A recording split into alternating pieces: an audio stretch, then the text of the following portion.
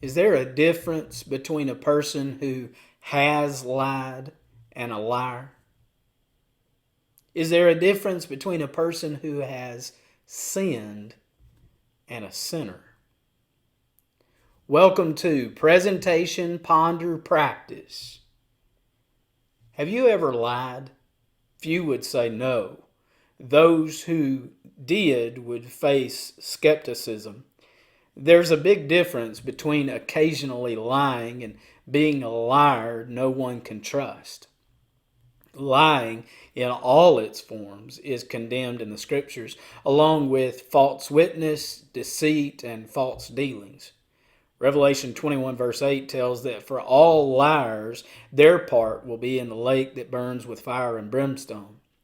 Liars in Revelation 21 verse 8 refers to being deliberately deceptive, a form of the word false. See Revelation 2 verse 2. In Revelation 21 verse 27, the word lying is used of a statement that deviates from or perverts the truth. The Bible characterizes lying in various ways. Evasive answers, Genesis 4 verse 9. Deliberate falsehood, Genesis 27 verse 19. Misrepresentation, 2 Kings 5 verses 21 through 27. And deception, Acts 5 verses 1 through 10, to point out a few. Psalm 34 verses 12 and 13 instruct, "Who is the man who desires life and loves length of days that he may see good? Keep your tongue from evil and your lips from speaking deceit." Christians are to remove lying from their character. Ephesians 4 verse 25, "Therefore, laying aside falsehood, speak truth each one of you with his neighbor, for we are members of one another."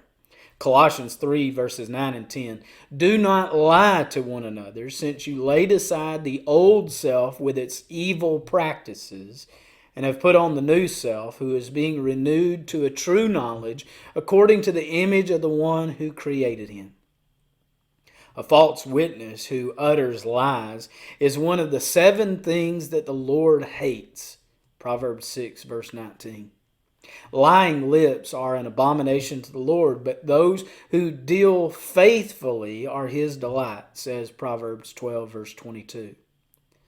God never lies. Numbers 23 verse 19. Jesus makes it clear in the New Testament that the devil is the father of lies. Revelation 8 verse 44. Paul then condemns worshipers of idols because they have exchanged the truth of God for a lie. Romans chapter 1 verse 25.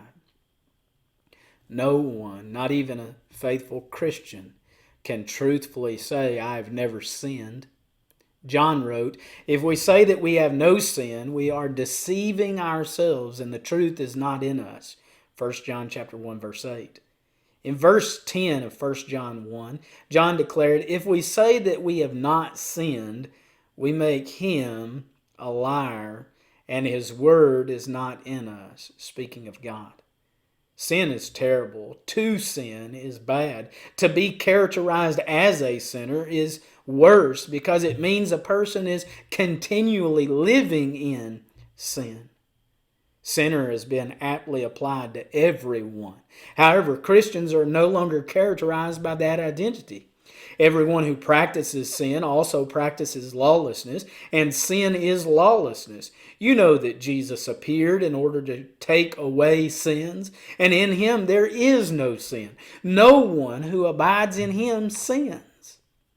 No one who sins has seen him or knows him. 1 John 3 verses 4 through 6.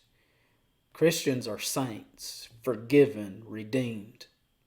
What shall we say then? Are we to continue in sin? Are we continue lying so that grace may increase? May it never be. How shall we who have died to sin still live in it? Romans 6 verses 1 and 2.